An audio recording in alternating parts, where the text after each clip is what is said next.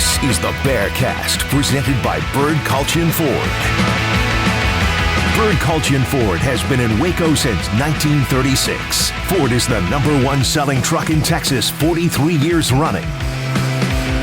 The Bearcast is also presented by WellMed Medical Management and USMD Health System Dallas. Here's Craig Smoke and Grayson Grundhafer. What's up, everybody? Welcome into another edition of the Bearcast on SicEm365.com. Brand new week for Baylor football, and for the first time this week, we're coming to you off of a loss. 24-14, Oklahoma State wins this past weekend in Stillwater. Baylor now 4-1 on the year and 1-1 in Big 12 play, and quite the frustrating game to watch, quite the disappointing game to watch, and quite the rest of the season still remaining. So despite the fact that it wasn't what everybody was hoping to see on Saturday, there were still some things to take away and some things to learn from, especially in this football game. Craig Smoke, SicEm365 radio team reporter, also radio host with you, joined as always by Grayson Grundhafer, director of broadcasting, also team and recruiting reporter for SicEm365.com. And Grayson, not the rosiest of weeks because it is a week where we are recording off of a loss, but first things first, how you doing, man? Yeah, I'm doing good. I mean, obviously, this isn't ideal. You don't ever really want to talk about too many losses, but I think this is a great learning experience for this Baylor team. And,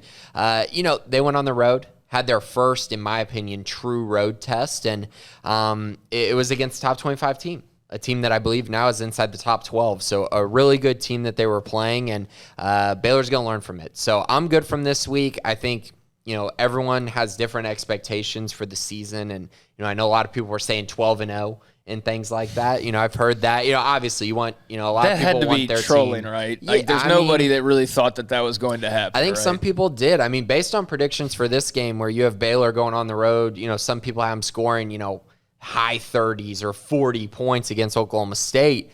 I mean, that's that's lofty, you know what I mean? And so they did not do that. And so it was an unfortunate loss and a game that I actually, at the end of it, I left sitting there going, that was a winnable game, actually. And they just didn't take advantage of everything that they could have. But it's kind of what you and I expected coming into this game. So I wasn't too surprised about it. Yeah, no, I mean, I don't know many people, if anybody, that really expected an unbeaten season, given that this is not the best Baylor team we've ever seen, and there's been far better that have had trouble losing less than a game or two. So not surprised that they're sitting 5 games in at 4-1. I mean, some people might have had them at 4-1 and a loss to Iowa State, or some people might have had them 3-2 at this point. And yeah, there's some people that might have had them at 5-0, and quite frankly, they should be at 5-0. Although you can argue, maybe they should have lost to Iowa State the way that they played. Maybe they should have lost to Texas State in that first week, given how they almost let that one get away. So, Grayson, I think that the main thing is, regardless of what you thought about where they should be 5 games in, 4-1's great to be talking about versus anything other than 5-0. But at the same time, all the things we've been talking about, and I think Dave Aranda said this in his post-game and then also again on Monday in his press conference, you could see this coming. You could see, the penalties being an issue. You could see, what happens if the offensive line actually does struggle against somebody and they can't just open up massive holes every play, like they were able to do against the Texas Southern or something. What happens when the talent on the other side is equal to, and even if they make their mistakes, Spencer Sanders with 3 interceptions, if you don't take advantage of it, it doesn't matter, and I think down the line, on and on, of little things that maybe have poked their head out at times, it all kind of unraveled at one time in that game against Oklahoma State. Yeah, so I just want to clarify on the comment that I made that this was a winnable game for Baylor, but on the flip side, this absolutely could have been a rout well. On the other hand, Spencer Sanders is very turnover prone, but these turnovers in this game, I mean, he kept Baylor in the game single-handedly, which is something he's done throughout his career at Oklahoma State. But I mean, the turnover that he had where he overthrew his receiver by 10 feet and it hit JT Woods right in the chest. I mean, that is one of those where you go, hey, can we just kind of figure that out? Can you go and do something, gain momentum off of that? And they weren't able to do that, and it was really frustrating. Spencer Sanders having those 3 interceptions and Baylor scoring 0 points off of those interceptions. that was key, but also you also have to take into account if Oklahoma State doesn't have those turnovers. I mean, this could have easily been, 28-0 at halftime, which, I mean, obviously, and then you go into the second half, it doesn't really matter what you do. The game's over by that point. And in truth, the game was actually, it was only 14-0, but it was already pretty much over at halftime. At least it felt like that. They were the better team, and they deserved to beat Baylor in this game. But I would also say that Baylor had so many opportunities to still win this game, which I think is encouraging, but also disappointing. I think if you're just being honest as a fan, and no matter who you're a fan of, whether it's Oklahoma State or Baylor, you look at that game, and if you're an Oklahoma State fan, you say, we deserve to win that game, and you're probably right. I mean, more so than any other opinion, Oklahoma State played a better football game. I mean, outside of Sanders, they pretty much did everything that they had to do. If you're Baylor, though, and I think if you're Oklahoma State fans, you'll understand and be accepting of the fact that Baylor fans feel like we should have won that game, and I think Oklahoma State fans could say, you know what, if they played a little better, they probably could have won that game. Same time, you're right. They'd be lucky that they didn't get blown out. So, there's so many different ways that could have gone, and ultimately it went the way it probably should have to the team who played a better overall game, and that was Oklahoma State.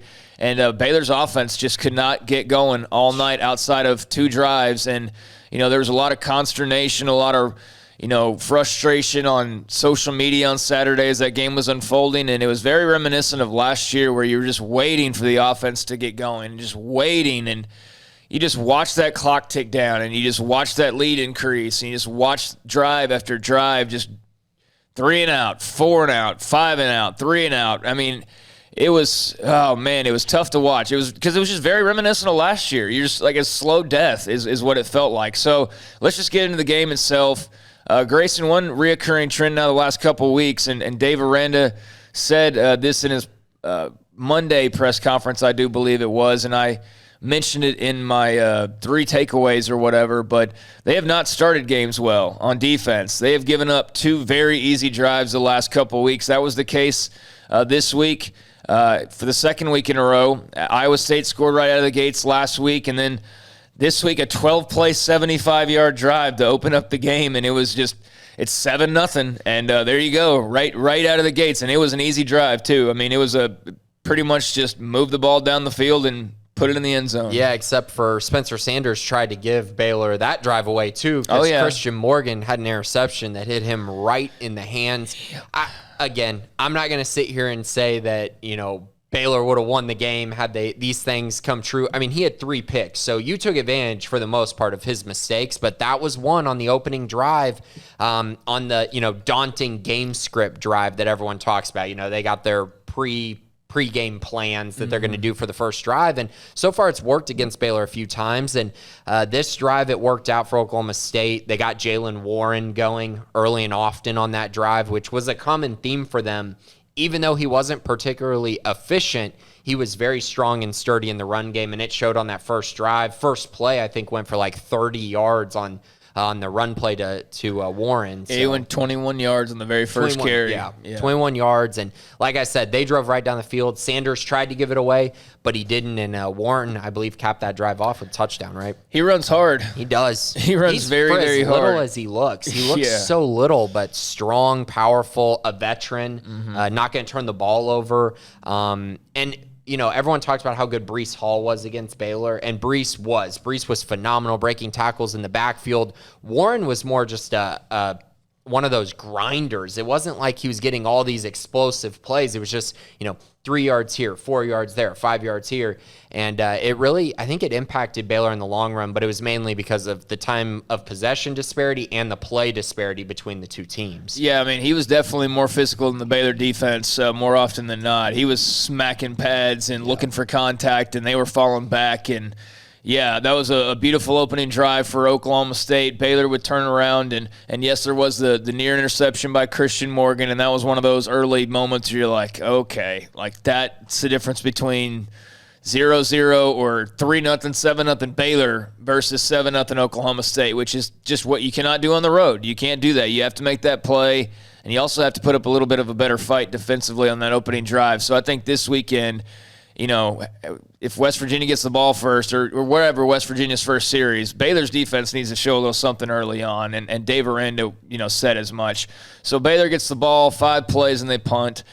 Then here comes Spencer Sanders like, hey, guys, y'all want to be in this game? I'll let y'all be in this game. After Oklahoma State runs a few plays, Spencer Sanders intercepted, and that was a big moment and actually get it in Oklahoma State territory, but as would be a common theme, not much coming off of this turnover, and they only managed a 3-and-out to follow this first interception. Yeah, -8 yards on that drive. But I did want to mention on the first drive that Baylor had, they had that great throw from Gary to Drew Estrada, and this would not be a common theme throughout the game, great throws from Gary deep. But this one to Drew Estrada, that was a laser beam, and it was a very nice ball, 37 yards. And then right after that, it was just a mess, incomplete pass, false start, incomplete pass. And you just put yourself behind the 8 ball. And, yeah, they had to punt. The interception, like you talked about, a 3-play -8 yard drive by Baylor. The first sack of the game on Gary was also on that drive. And then Oklahoma State gets the ball right back. And what do they do with it, Greg?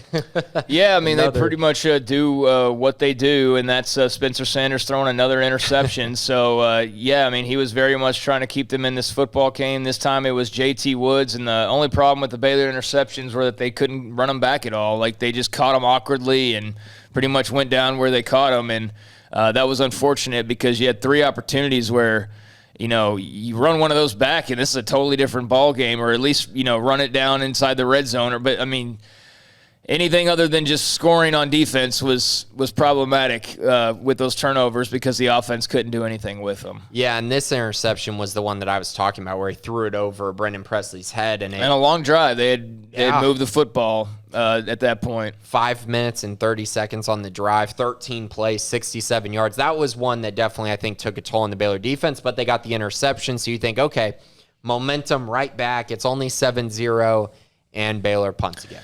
Yeah, Baylor goes 3-and-out again. Oklahoma State ends up punting on their drive. They manage 6 plays. Baylor comes back, punt after a 4-play drive, punt by Oklahoma State, 3-and-out by Baylor.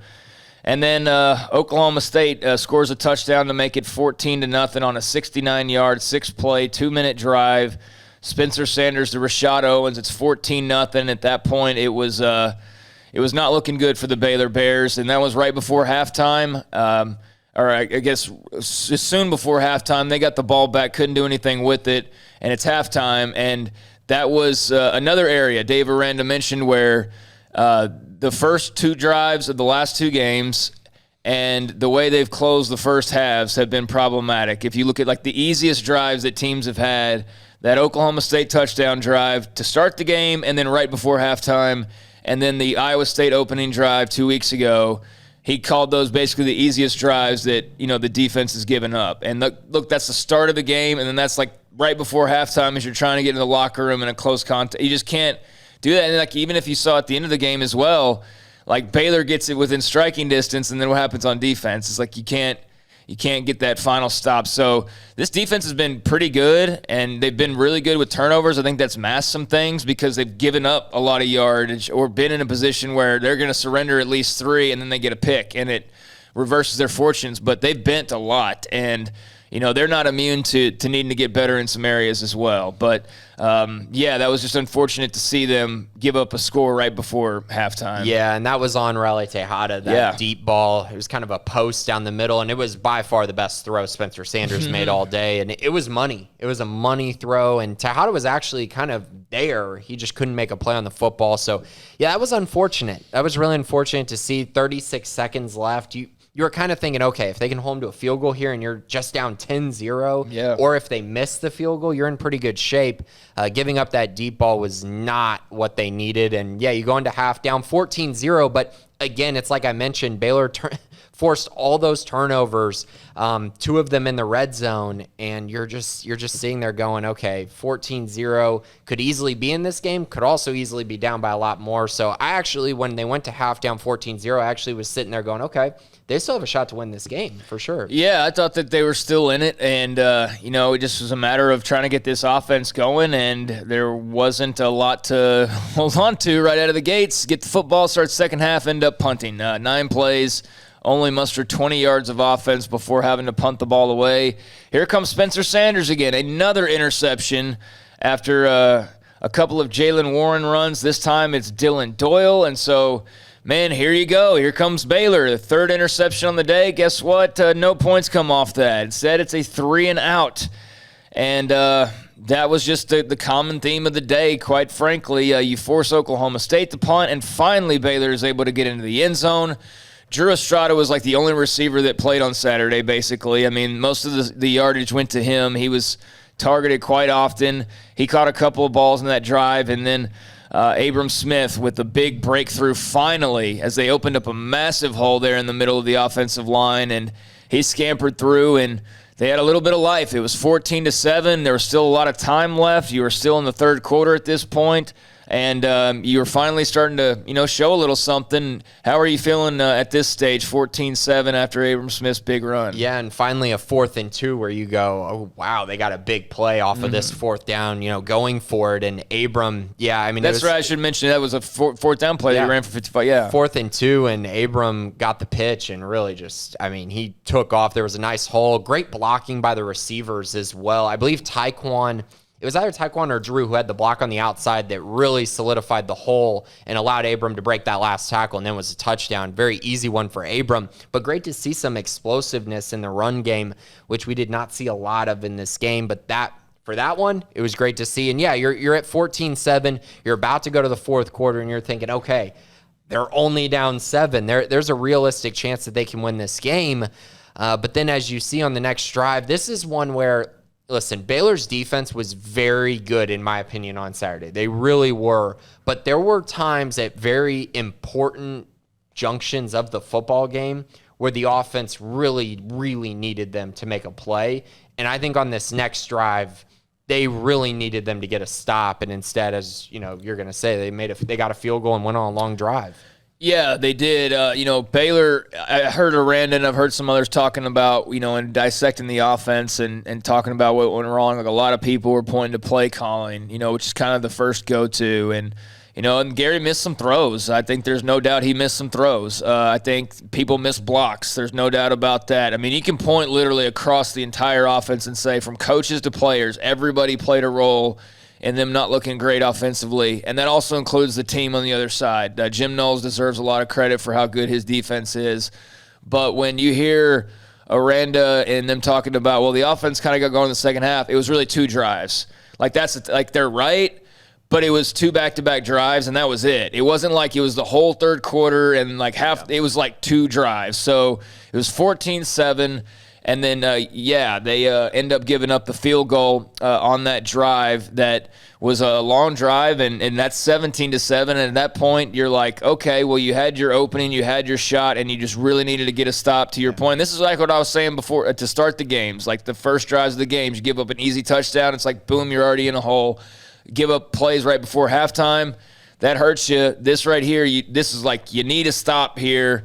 And you end up giving up a long drive and a field goal. At least they did hold them from the touchdown, which was massive, getting a semi-goal line stand. I think what Baylor, they were at the 2-yard line, I think. So they made a short field goal, but this drive in particular was the Tay Martin drive, where their best receiver, he had 49 yards on 2 receptions on this drive, which really, he had 70 yards receiving on that one drive. I didn't realize it was 3K. Yeah, he had 70 of his, 100 yards receiving on this one drive.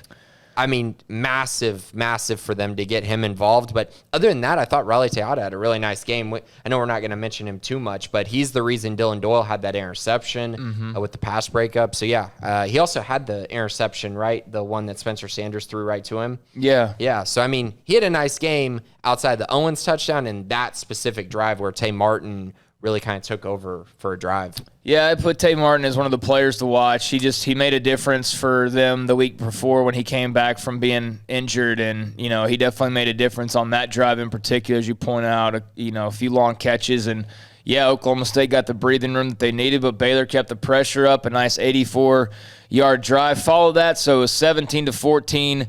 And meanwhile, there's a lot of things like we're definitely not detailing everything in terms of like penalties popping up and in terms of coaching decisions, because like we can't do all of that, but there was, on this drive, a delay of game. And man, the timing issues, the getting the personnel on and off the field issues, the burning of timeouts, Aranda said, the crowd was loud and it was making communication difficult, but that was one of the glaring issues coming out of this game, was just how much they shot themselves in the foot, which is a recurring theme, but like the issues getting the right men on and off the field was not good. Yeah, the penalties are killing them for sure, and also it seems a little at times dysfunctional with those penalties and just really uncharacteristic, you would think, of the players, but it is what it is. I will mention on this touchdown drive, another recurring theme is Baylor hit on a big play, which was Tyquan Thornton's 44-yard reception. Tyquan went and made a play on that football, and they were able to move down the field. And obviously, of course, Gary ran in for the touchdown. You needed him to make a couple more plays than he did, Tyquan Thornton. Yeah, he needed some better throws, though, I would say. He had one where I was telling Jack and Armstrong earlier, he had one a little bit earlier in the game where he created a ton of separation, and the ball was just simply way underthrown. You would have liked to have seen him fight back to the ball a little bit and maybe get a pass interference or something. But on the flip side, that could have been a touchdown if you put an accurate ball on him, and I think that was a reoccurring theme. Gary was just inaccurate in this game. Yeah, he was. I also think Tyquan, too often, we have to bring up him fighting for a football. Yeah. That should just be like something he does at this point. I mean, you're a fifth-year senior. You know what I mean? Like, he's never going to be the biggest guy, but I think there are times where too often he gets out-muscled or out-efforted maybe a little bit, and sometimes that one time that happens, that makes a big difference, especially when you're an offense that needs your receivers to just get you some yards to allow the running game to operate. And as Aranda did point out, they had 2 successful drives all day basically, but those drives, you look at them and what happened? There was a big pass play somewhere that allowed the running game to, do what they do. And to Oklahoma State's credit, they pretty much shut that down. And that falls on the receivers, that falls on the line, that falls on Gary. Again, this was across the board. Everybody can look in the mirror at Saturday and say, I could do better than I did on Saturday. But yeah, it was a drive capped off by a Gary Bohannon touchdown run. So that point, 17-14, and then it just got all sorts of crazy from here on out. Eventually, Oklahoma State punts the ball back to Baylor. Baylor not able to do anything with the football, throws a couple of incompletions, and then on 3rd down and 5, Abram Smith can only get a yard, and they are forced to punt. Oklahoma State has to punt. Baylor has to punt, and then Oklahoma State finally hits their big play, touchdown, 24-14, and the game's basically over at that point. And Baylor, just not enough time, not enough opportunity to do anything about it. 24-14 would be your final score. That final touchdown by Oklahoma State with less than 5 minutes to go was the dagger, and that was another Jalen Warren run. So that was going to be all she wrote, and just nothing doing after that. Yeah, I think we do need to talk about with 8 minutes left. Yeah, I mean, I know there's 4th and 4. Yeah, no, I mean, that's why I'm just trying to get through the play-by-play. So there's the game for you. But, I mean, in doing so, like I said a moment ago, not going to be able to detail, like, everything that happened. Right. So but this knowing play, that we are going to get some coaching decisions, I brought up my big bugaboo earlier, which was the too many men on the field. Yeah. Whether it ended up being a flag or ended up you calling timeout or ended up in just dysfunction, that's been addressed. Aranda's talked about that. He's taken the blame for that. But there were other decisions that were made. You can point to maybe some of the play calling in some instances. You can point to, maybe the look. You can point to a lot of different things. But, yes, you can also point to, like, head coaching decisions that were made. So, by all means. The one I want to bring up is 4th and 4 at the Baylor 36-yard line. Yes. With 8 minutes left in the game. I understand you want to be aggressive, and I know coaches get, they get a lot of criticism for being too passive or not going for it, not being aggressive, not going out there and trying to make plays, but you're on your own 36. Your defense, in my opinion, up to this point had played more than well enough to get a stop. if you punt there with Isaac Power, you have an opportunity to pin Oklahoma State deep in their territory, maybe force a 3-and-out, which they actually did on the next drive. And then you get the ball at maybe you can get a good punt return, get the ball at the 50. You have a much better chance of scoring. Instead, you go for it. You force them to punt, which is great, but you get the ball at the Baylor 6-yard line. That's just a recipe for disaster. It takes away some of your aggressive play calling because you have the end zone right behind you. I felt like that was an instance where Baylor got a little too aggressive. Need to punt that football, rely on the defense, get a stop, maybe force a turnover close to the end zone. Just who knows what can happen, but put some pressure on Oklahoma State. Instead, you give them the ball at the 35, and the defense makes a stand, gets a stop. But that play call, I think, was huge. I think with the struggles the Baylor offense was having, playing the field position game, in my opinion, would have been the best possibility there, and you were only down 3. I didn't understand it. I didn't understand that call. Yeah, he pointed really to analytics in his decision making after the game, and some people hear that term like old baseball folks and are like, oh, and then there's some that embrace that fully, and the numbers never lie or whatever. But he said that, yeah, he relied on analytics in a lot of those decisions that he made on Saturday, but that's certainly one that's, a hot button topic or one that's been questioned quite a bit since the game concluded. Well, and it was 4th and 4, and you're averaging 3.7 yards per carry on average, and that's with a 55-yard run. You take that away, you're probably averaging under 2 yards a carry, and then you run the ball on 4th and 4. Mm-hmm. I mean, I can't imagine the analytics think that is a good idea, but I guess it did, and I guess that's what ended up happening. I just personally would have probably punted that, or at least try to throw the ball. I mean, something along those lines. I don't know. I questioned it for sure. Yeah, I mean, you weren't the only one. There were a lot of people that did at the time and are still maybe questioning that. And, yeah, I mean, just based off what he said on Monday, and some of those tight decisions, that was an analytics thing when it came to – and he explained, deeper on some instances of why, it made sense to do what they did. So, if you're looking for that kind of insight, listen to his press conferences. He's become a lot. I mean, not that I didn't enjoy listening to him initially, but it's just hard to get used to. But now when you hear him talk, he really breaks it down in a very simple way, and it's very clear to understand, where things went wrong. Like this past weekend, talking about the offense and their struggles and the not being able to get their blocks on the perimeter and, not being able to make a completion to at least make a defense have to back away a little bit. And that sometimes that was on the quarterback, sometimes that was on the receivers, and he breaks it down for you. And I felt like coming out of that postgame and coming out of the Monday press conference, they know what's wrong. They know full well where they went wrong. And, now it's just a matter of going and cleaning it up. And I think if they do, this should be a game they win this weekend against West Virginia, in my opinion. I think they're, overall the better team when you add everything all together. But I am expecting a very close game this weekend. But no doubt for it to be a close game, for it to be a win, to start off this fun home stretch, they got to clean some things up. And that starts, with the staff and goes on down to the players and execution more than anything else. Yeah, and they're going to be running into another top 12 run defense this week. And here's the kind of stat line that I think has to be scary at the moment. So in the last 6 quarters, Gary Bohannon is 16 of 33 for 191 yards passing. In the last 6 quarters. That is just simply not going to get it done when you're talking about another game, the 3rd straight game where Gary has to go out and complete passes and make throws. He's got to be better this week. I mean, I know 13 of 27 for 173, it's just not very good. I mean, his quarterback rating was essentially the same as Spencer Sanders, yet Spencer Sanders had 3 picks. I mean, it's just one of those things where I just think he needs to take a step in the right direction this week.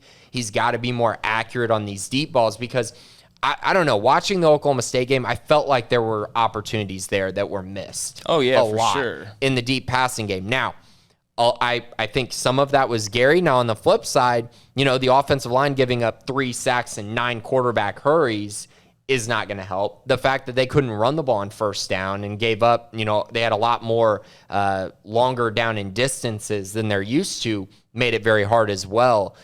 So those two things, that pass protection along with Gary just continuing to try to grow each week, because I did feel like in some instances it was the first time where you saw his pocket awareness not look good. Mm-hmm. I mean, he looked rattled at times in this game where he was kind of running into the blitz at times, and you're just not knowing what to do with the football. Being on the road, it's tough in that regard. And also the pressure that Oklahoma State was forcing getting into the backfield, the fact that they were running some zone coverages, which is what Iowa State kind of switched to in the second half, bringing more blitzers, forcing the offensive linemen to play one-on-one with defenders and not being able to do that.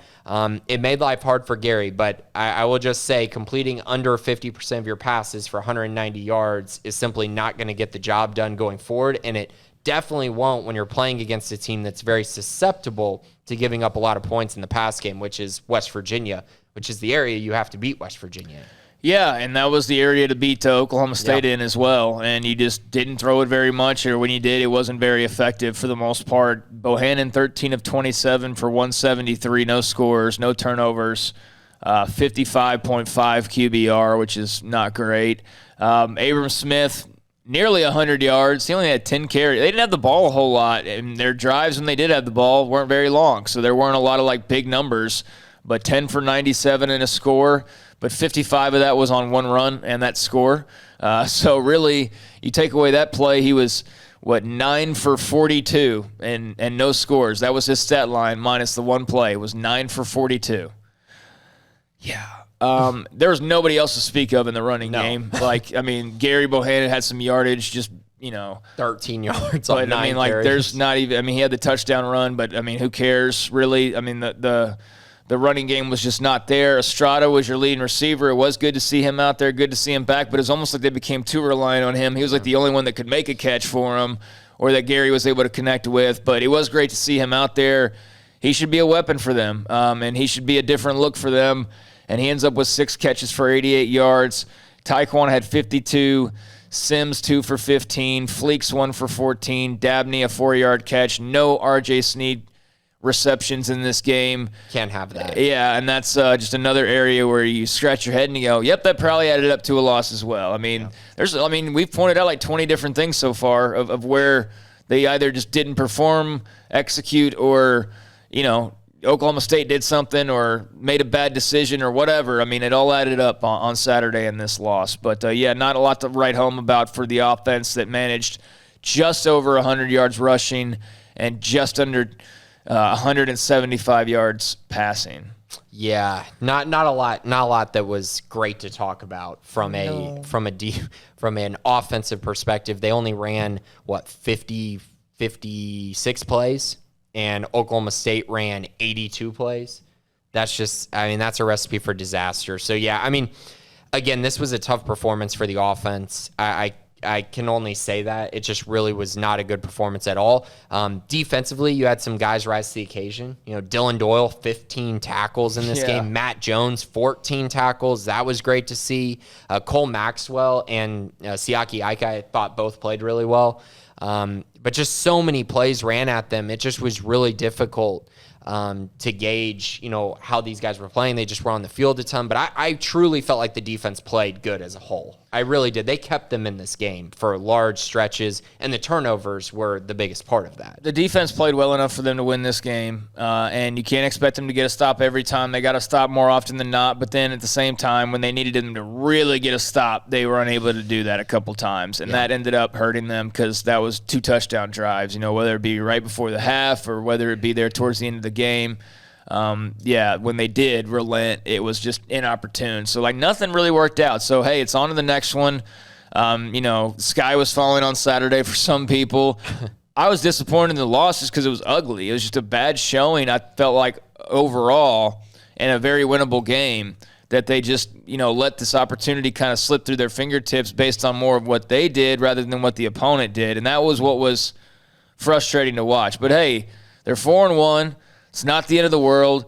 I believe they should be 5-1 by the end of this weekend because I believe they should beat West Virginia. West Virginia, however, is a very tough football team. They are just a hair away from being 5-0. Instead, they're 2-3. But their 3 losses have come by a combined total of 12 points. So they've all been close. That was Maryland right out of the gates. They lose by 6. They beat Long Island. They beat number 15 Va Tech. Nearly upset number 4 Oklahoma. Lost 16-13 in that game, and then lost by 3 once again for the second week in a row. This time 23-20, and just an ugly loss to Texas Tech out in Morgantown. So they're going to be fired up and ready to go as well, I would imagine, coming off of not such a great performance, because they should have beat Texas Tech. I mean, they got down early. It was 17-0, and they fought back and nearly won that game. But they're going to be coming in, chomping at the bit, Grayson. So what do you see from West Virginia? Yeah, really bad loss for West Virginia at home against Texas Tech. And I mean, it was the similar things that have impacted them throughout the year. They gave up 266 yards passing to Texas Tech in this game to their backup because Tyler Shug did not play in this game and will be out for a little while. So that they didn't win the turnover battle. It was 1-1. They tied it, which is actually a good result for West Virginia. We'll get to that in a little bit, but their turnover margin has been horrific this season, which has impacted them. They outgained Texas Tech, which is rather interesting. But again, they had too many things that plagued them in this game for them to win it, and they got down early. And when you get down early and you don't have an explosive offense, it makes things really difficult for you going forward. So a couple of the key stats to pay attention to. I mentioned the turnover margin. West Virginia is 116th in the country in turnover margin. They have forced 4 turnovers, and they've given the football up 9 times. So a -5 margin puts you at 116th in the country. There's only like 130 teams in FBS football. So that's an area Baylor's been great at. So you would think that they can get a few turnovers here and again win the turnover battle, but that's going to be key. They have to win the turnover battle because West Virginia is definitely going to cough it up quite a bit. A couple other key stats for West Virginia. They have 17 sacks on the season. That's 12th in the entire country. So they're going to get after Gary Bohannon once again this week. Gary, in the last 6 quarters, has not shown great things inside the pocket, and the pass protection has simply not really been there against Iowa State and Oklahoma State. So they're going to have to get better at that. You know Dante Stills is ready. He's going to come after this Baylor offense a ton. He's their superstar on the defense side. He's got 4 sacks and 6 tackles for loss on the season, but they have some other guys. Taj Alston has 4 sacks, and Jared Bartlett has 3. So those are kind of their 3 staple guys in the pass rush game. But the area on offense that I've mentioned a couple times, and this is the reason why I think Baylor has to attack West Virginia through the air. So they're a top 12 run defense on the season. West Virginia is up to this point, but they're 73rd in the nation in pass defense. They're giving up 227 yards passing per game while also giving up a 66% completion percentage to opposing quarterbacks. This is a great opportunity for Gary and for these wide receivers to take a big step forward, but I do think this is the week where Gary is going to have to play well, and if he does play well, I think Baylor should be able to win this game pretty easily. If he does not play well, Baylor will be in trouble at the end of this game, and it will be very close. Yeah, I mean, I think it's all about what you do, at the most important position ultimately, because I do say, there will probably be some people that are quick to really get negative on Gary just because it's been a couple games in a row. I think that's probably foolish. I think he's shown enough flashes to make you believe in what he can do, but he has shown some, shakiness over the last couple of weeks. So that's something that, I think the team probably notices that as well or feeds off of that. You heard about him in the locker room at halftime, which I'm loving hearing how much of a leader he is. I also think it's concerning that they've had multiple games where they have to rally the troops at halftime. That's 2 or 3 times now that we've had to hear that. So he's a leader, but you kind of need to do it by your play as well at this point. Need the production for sure. And so I mentioned that he's 16 for 33 for 191 yards in the last 6 quarters, same time frame. Baylor has 47 carries for 137 yards and 2 touchdowns, which is under 3 yards per carry. Yes, they have the 2 touchdowns, but it kind of goes hand in hand, right? So Gary's struggling in the pass game, and the rushing attack is taking a huge step backwards. they really got to get that figured out and be able to at least cause some concern from West Virginia in the pass game. If they can do that, they should have a shot. And one other stat I want to bring up about West Virginia that I think is kind of important and kind of interesting. They've had one game in their last 5 Big 12 games where they've scored over 20 points. One in the last 5. That makes sense, yeah. So 20 is the number. Baylor should be able to hold West Virginia under 20, and I think they need to hold West Virginia under 20, really show up as a defense, get stops, create turnovers, and then Baylor's offense should be able to score more than 20 points, and if they can do that, they should be able to win. Yeah, I mean, if this isn't a win, I'm going to be kind of surprised, to be honest with you, and it will be alarming because I think it would have to come down to Baylor just not playing very well. I think they're better than West Virginia. I think overall they are better than West Virginia. I think their offense is overall very much better than West Virginia's. Their defense on par together, I would say, and maybe even give West Virginia a slight edge in some areas. But I think the tipping point is the offense. And, unfortunately for Baylor, that hasn't been real sexy the last couple of weeks, but they've still shown some flashes. I mean, like that Abram Smith run, for example. I mean, they can put it together, but they can't do it without having some sort of passing game. I mean, like when I was talking about Aranda earlier in his press conference, it's like they're interesting to listen to, and he really breaks it down. It's very simple. He broke down what went wrong on offense. It wasn't the play calling so much as it was the blocking, as it was the perimeter blocking, as it was catching the football, as it was making an accurate throw. I mean, those were the things that cost them. It was not hitting on throws. It was not catching the ball. It was penalties.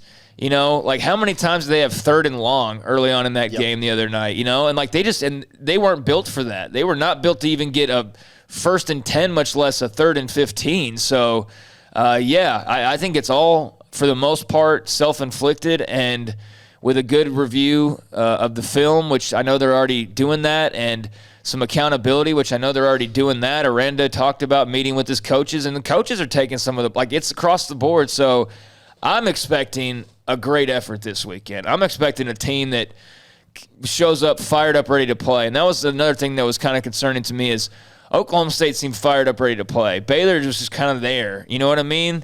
Like I don't know. Like the Cowboys are just way more physical out of the gate and just seemed like they were ready. And Baylor was just kind of like, hey, we're 4-0. That's kind of what it felt like to me. So correct some of that, and I think they'll be fine. There's no reason to panic. There is reason for like a little bit of worry here and there, but this is still a 4-1 football team with a lot to accomplish moving forward. But they got to clean up some mistakes. Yeah, they definitely do, and this is a great opportunity for it. Against this West Virginia team, you're going to have to figure out a way to keep Jared Dagey from beating you over the top. That's really his bread and butter. That's what they've been attacking a little bit. Sam James, Winston Wright, Bryce Ford Wheaton. Those are the stars at the wide receiver spot. Letty Brown in the ground game is kind of who they're going to go to. But, yeah, you mentioned it. I mean, he's susceptible to turning the ball over. We saw that last year against Baylor in West Virginia. And that was a game Baylor should have won. And so I agree with you. They should come out much more focused. They seemed like a team that was a little more comfortable when they went to Stillwater just because they had beaten Iowa State. They just seemed too comfortable. Yeah, they did. And when you're too comfortable, these things happen. You don't come out and produce. And so they're playing a team that has not won on the road. They're 0-2 on the road this year. They're playing a team who's coming off of a huge loss, though, to a really not very good Texas Tech team, in my opinion. So I think both teams are going to be really ready to play. I expect it to be fairly close, but I do think Baylor is the better team. And this is a week where I'm really for just kind of my mindset, I'm counting on Baylor's defense to play really, really well and hold West Virginia under 20 points this week. Yeah, I'm expecting a fired-up football team hitting the home field on Saturday. Anything less would be a bit of a disappointment. I mean, they should come out fired up, ready to play, ready to hit somebody in the mouth, and ready to execute on offense, because that's how I would feel if I had performed the way that they have the last, 6 quarters or so, and especially these last 4 quarters. A couple notes. Terrell Bernard looks like he might be making his way back into the lineup. It all depends on how practices go the next couple of days, but Bernard is set to be back possibly this weekend. Kalen Barnes was out last week. We didn't hear anything the injury deal. We don't hear a whole lot, but he was out and not sure if he'll be back this week or not. Couldn't really tell based on what Aranda said, but those are a couple of injury notes. So it'd be great to have Bernard back. I mean, clearly there were some spots where you're like, yeah, they miss having him in there, but some other guys played pretty well, played hard, and played well enough on defense, as we've said multiple times, to win that game, ultimately. All right, anything before we get into some mailbag? No, let's dive in. All right, let's see here. Coach DeBroker, what do you want to see from Baylor football from here on out? Big questions, lots of answers. I want to see an 8-win season with top recruits noticing us. Yeah, I think just improving each week is the bigger thing. Cleaning up things, cleaning up the penalties. 8 wins was my prediction at the beginning of the year. I would love to see Baylor get to that number. They already have 4 wins. They're halfway there. I think they should be able to get to 8 wins this year, including a bowl game. I think they should be able to do that. Obviously, for me, the only expectation this year was making a bowl. So as long as they achieve that, I think it'll be a pretty nice year. And yeah, recruiting would be nice. Recruits noticing Baylor from an 8-win season. I think it's more about being competitive in games, not getting blown out, making a bowl, putting on good performances when recruits are in the building, which are going to be, especially important against Texas and Oklahoma. So yeah, I think those are some big things that I would say as well. So yeah, that's kind of where I'm at. Yeah, I would like to see an 8-win season as well. I think that'd be a good bounce back, and clearly making a bowl game, not having it come down to the final week would be really nice. That's the thing, is like you got to start winning the games you're supposed to win, or else you start getting into that situation where it's like, oh, there's 4 weeks left and we need 3 wins, to make a bowl game.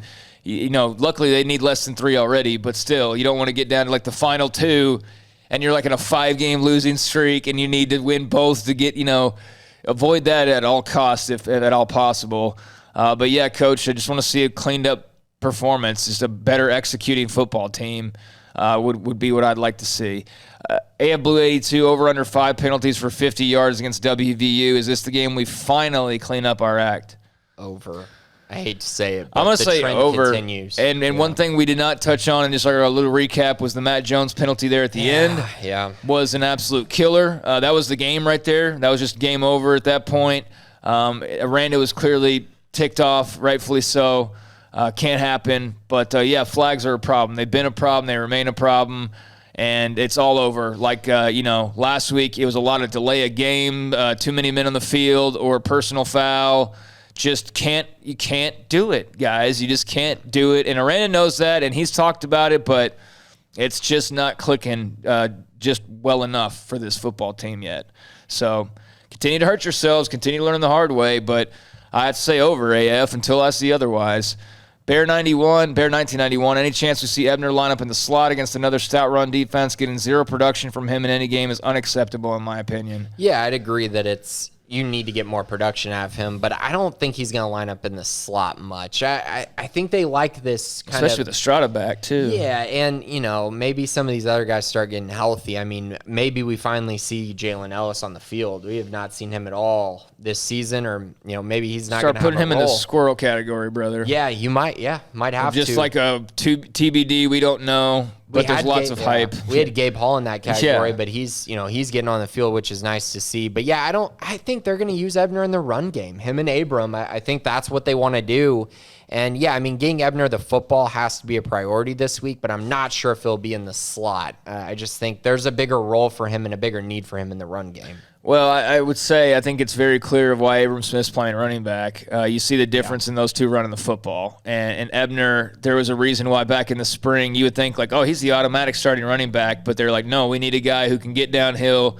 Ebner's very good. He's very he's like liquid out there. He's adaptable, but he is not the right guy to line up down after down in this offense and run it, the way that Abram Smith does. They need both. Yes, they do need both. And they had like some of one of them last week. So, right. Yeah, they need Ebner to contribute in some way, and clearly teams are not going to let him get loose in special teams anymore, if at all possible. That's just too obvious of a blunder. So he's not going to have those opportunities nearly as much anymore. Right. I would like to see him catch the ball out of the backfield more. I feel like they've gone away from that a little bit. Sure. Even like against Oklahoma State, I felt like there might have been opportunities for, running back screen game. I don't know if that's It doesn't seem like that's part of Jeff Grimes' philosophy at all. I don't think we've seen a single halfback screen this year, but it would be nice to see him in a role like that. Or, of course, that arrow route down the middle of the field, which he runs so well, and they utilized him a lot doing that in the previous years. But yeah, we'll see. I would like to get more involved, though. All right, Doc Crowell, squirrel or no squirrel, who is the yardage leader this week, receiver or running back? On Squirrel, no idea. I mean, he's not a hot topic of conversation right now. I mean, he appears to be healthy, but they're clearly not relying on him to be a big factor in what they're doing at the moment. So maybe we see him, but if we don't, I wouldn't be surprised by that. But nothing to, report or anything. As far as the yardage leader this week, receiver or running back, I think it's got to be Abram Smith out of the backfield, quite honestly. But, if that means instead that, I don't know, R.J. Sneed or Tyquan Thornton has 100-something yards and they're the leader, I think that would probably bode well if you're throwing that way. Or if you have somebody performing like that in the receiving game against West Virginia, that means you're probably running the ball well. So I'll still go running back, but what about you? Yeah, Squirrel maybe maybe a couple carries. Yeah, that's about all I expect there. Yardage leader. I think Abram is probably going to be the correct answer. I think that's the easiest answer. But like I said, I think West Virginia is going to stop the run. I think they are going to shut down the run. Baylor will probably have, maybe right at 100 yards in this game rushing. I really think West Virginia is going to try to take that away. So I'm going to go with the receiver, and obviously this is basically a gamble on who you want to pick each week. But based on what I saw, I'm seeing Tyquan Thornton create a lot of separation. It's just a matter of Gary's got to hit him down the field.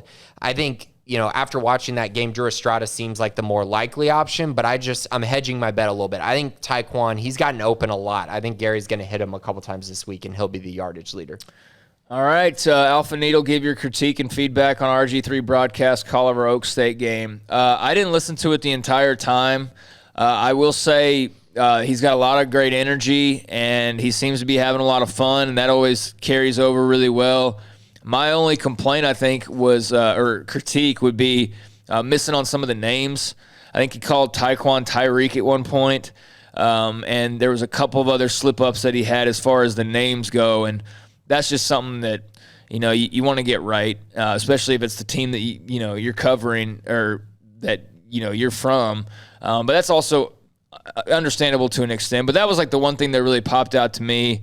I'm trying to think if there was anything else really that was, critique worthy. I don't know. Maybe he settled down a little bit. I think sometimes he might get a little too excited, but I thought overall he did a good job. Yeah, I think for me, he was very relaxed, and that was cool. I saw someone mention on the board, it felt like he was kind of just talking to a friend, which is nice to hear that. But I think he needs to sharpen his edges a little bit in certain ways. Some of the things he was saying, I felt like he could have sharpened a little bit. And also the insight. I didn't feel like he was bringing as much insight as I thought he would bring, especially when he's talking about Baylor. Baylor would be the team he would know the most, but also just on the field, when you're talking about, the play that's upcoming or kind of what he would do or some of the things scheme-wise or where to go with the football. I just felt like he could have brought more of that, and I think he will. It was his first time, and he had a national game at primetime. So, yeah, I feel like he's only going to get better from here, but I was encouraged from what I heard. Yeah, I mean, just some, like you said, some sharpening of the edges or whatnot, or just, having more of a clear focus or whatever the case may be. I think he's definitely displayed enough talent to be good at doing this. Yeah. It's just a matter of just getting better at it. I mean, and that's through experience. So I'd expect to hear a lot more of him. But overall, I thought it was good, although I didn't get to hear the whole broadcast. I was kind of off and on listening. All right, Yankee Bear, what's the best combo of linemen to start the West Virginia game? I mean, I think it's just going to go with the guys that you got, Galvin, Newman, Gall, Miller, Byers for now. I think they're going to have to pass the ball, throw the ball a little bit more. So I'll go with Byers over Keith, but Newman's got to play better. They all got to play. None of them played well. Saturday, I mean, Connor had been amazing all year, and then he ran into Saturday, and he did not have a very good performance against Oklahoma State. So they're dealing with the Stills brother this week, so they better be ready to go. Yankee Bear as well. What was more costly, the Matt Jones penalty, accepting the fourth down penalty, or not converting our own fourth down chance in our own 35? Yeah, so I felt like the game was over regardless of the Matt Jones penalty. That's my thought on it. So I mean, that just closed the door entirely. Yeah. But the fourth down chance, again, you got to play the field. In my opinion, you have to play the field position game there. And you got to give your offense the best chance to get the ball back in better circumstances. And just, if you pin them deep, force them to punt, and you're able to get the ball around the 50 and run a couple plays, even if you have to punt again, at least you're pinning them deep. Like, you're not allowing them easy chances at points. So, yeah, I think that was the most costly for sure by just going for it. It wasn't even not converting. It was just going for it in general. Yeah. Who will be more like at West Virginia? Who will we be more like at West Virginia? First half ISU Bears or first half OSU Bears? How about second half OSU Bears?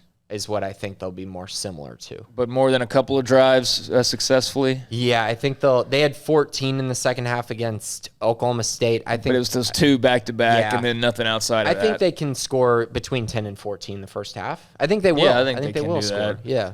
I think they probably need to as well. I don't know if you want to feel real great about like a 7-3 game or something along those lines in Waco. Yeah. Unless it looks like 2019 versus Texas where they were up 7-3, but that game was over at halftime. Yeah. AF Blue 82, expecting any big recruits the upcoming weekend? Or are we saving the major targets for homecoming? No, there will be recruits, and I'll have a list up later this week. I don't think it's going to be a massive weekend. I think they're mainly saving that for actually Oklahoma and Texas, not necessarily just homecoming. Homecoming will be a nice one for the commits more so, is what I would say. But yeah, they'll have guys in the building for the West Virginia game. All right, let's rattle through these. If you had to point out, this is from Scotty, if you had to point out a weakness on WV's defense, what would it be? Yeah, the pass defense. They're susceptible to getting beat over the top. That's where Baylor needs to attack them.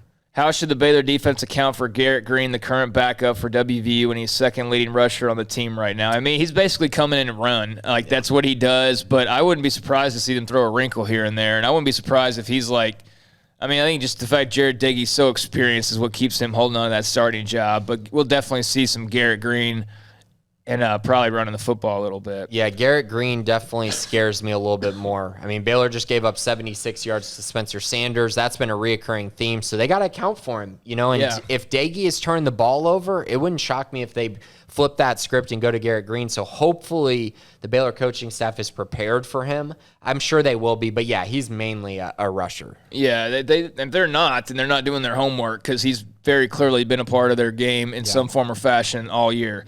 Who y'all got winning in perhaps the best game Saturday, Iowa versus Penn State? I'm going to Iowa. I'm going Iowa as well. Anyways, keep up the great work and Sikkim. Thank you, Scotty. Appreciate it as always. Stat Boy, how many points does Baylor have to score at minimum to win on Saturday? To win, so not tie, 18.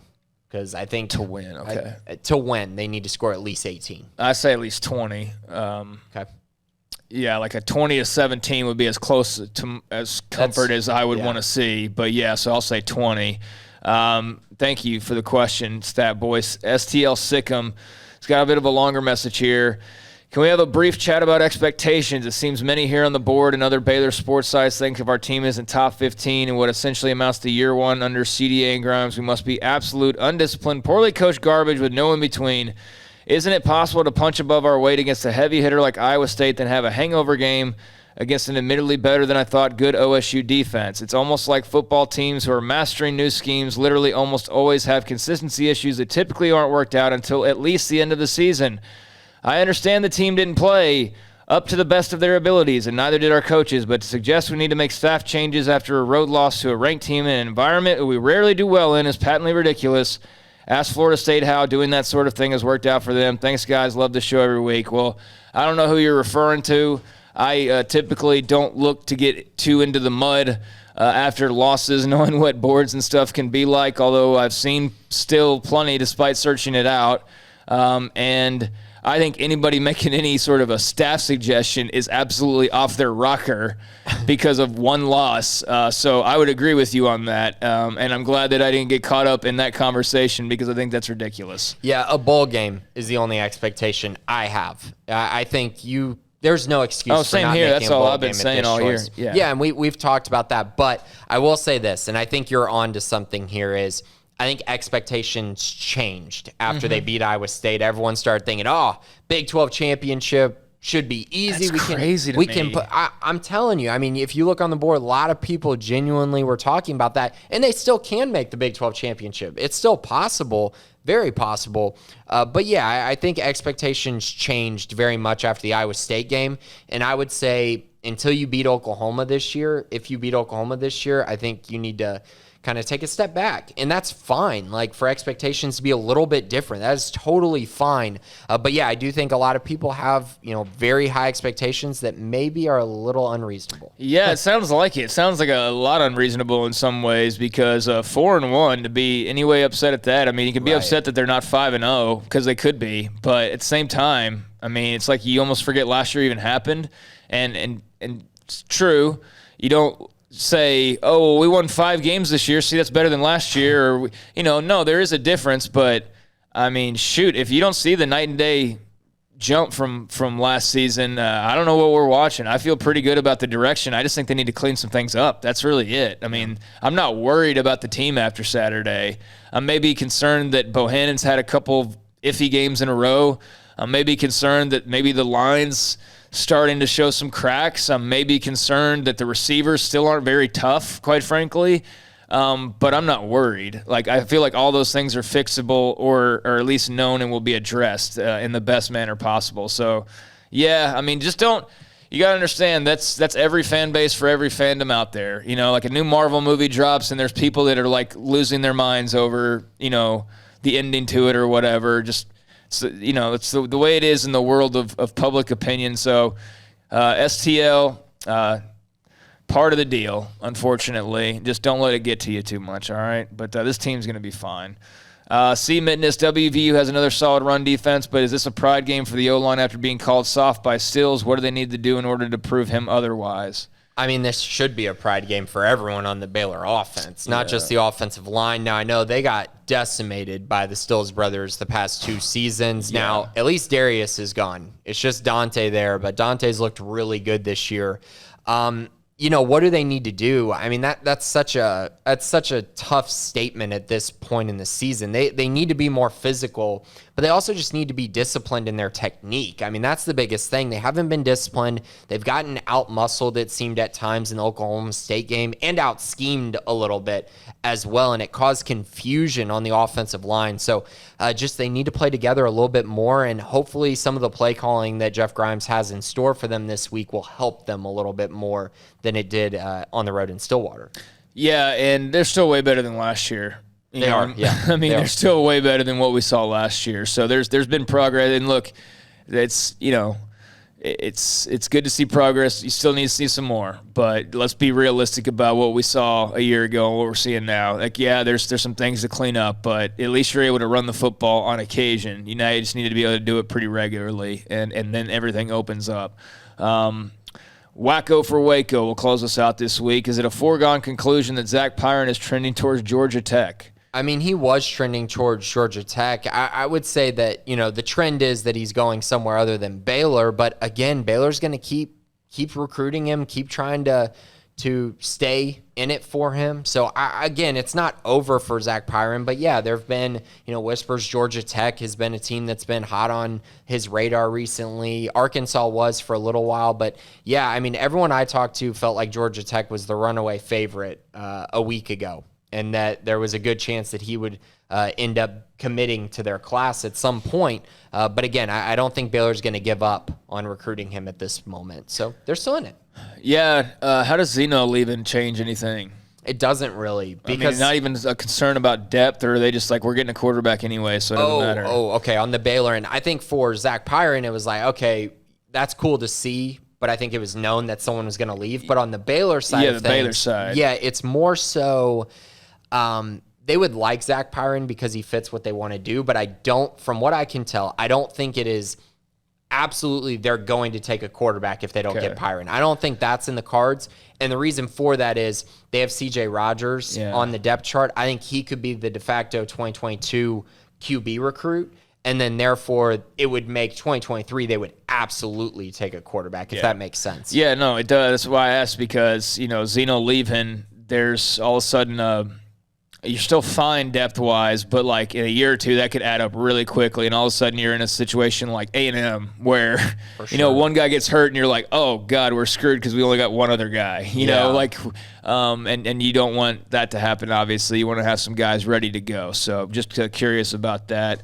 But I think that's going to do it for us this week. AF Coach, Bear 91, Doc Crow, Alpha Needle, Yankee, AF Blue, Scotty B, Stat Boy, STL, C Mitness, Wacko. Appreciate all y'all for asking questions this week in the mailbag, and Grayson will have that up again early next week for you to pour your questions into after West Virginia. Yeah, let's dive into these predictions and then get out of here. So this week in the Big 12, week 6 of the college football season, I guess let's start with the big one, the Cotton Bowl. This week, Oklahoma takes on Texas in Dallas on ABC, 11 a.m. per usual. Number 6 Oklahoma versus number 21 Texas. Oklahoma is coming off the win over Kansas State. Texas took care of business against TCU, which has not been the case in many years, but they did it this week. Who do you got in this big-time matchup? I think I'm going Texas right now. I don't like the way Oklahoma's playing on offense, even though they got it together a little bit against K-State. I think Oklahoma's probably got to still be the favorite somewhat in this game, but Texas is playing with a lot of confidence.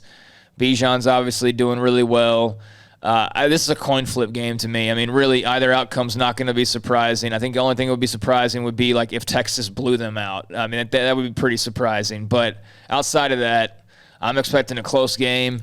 And I give the edge to UT just because they've looked a little sharper the last couple of weeks. But, Oklahoma's still winning. I mean, whether it's pretty or not, they're still winning. I don't have a lot of faith in that O-line right now. Yeah, I think the addition of Casey Thompson at the quarterback position for Texas has been huge for them. But their defense, I'm not buying their defense. Haven't been right tested now. Very much, and they're giving up points. They're giving up yardage. And I think that bodes really well for Oklahoma. I know everyone's going to look at the score that Oklahoma had last week against Kansas State, but there were so many factors like, Skylar Thompson randomly appearing and coming back for them, keeping them in the game. The 90-yard kickoff return at the very end of the game made that score look much closer than the game was. I think Oklahoma has a get-right game this week against Texas. I like the Sooners in this one. I think they're going to score a lot of points in this game. I think it's going to be 41-31. The Sooners get a big win against Texas in Dallas in the rivalry matchup.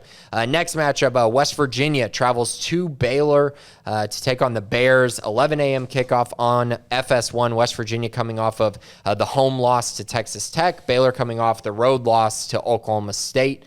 Who do you got in this one? I'm taking Baylor. Anything other than a win would be a disappointment, no matter how that happens. They got to win this game. It's like a must-win situation. No, but it kind of is in a way, because you've only got so many games left. We're almost halfway there already.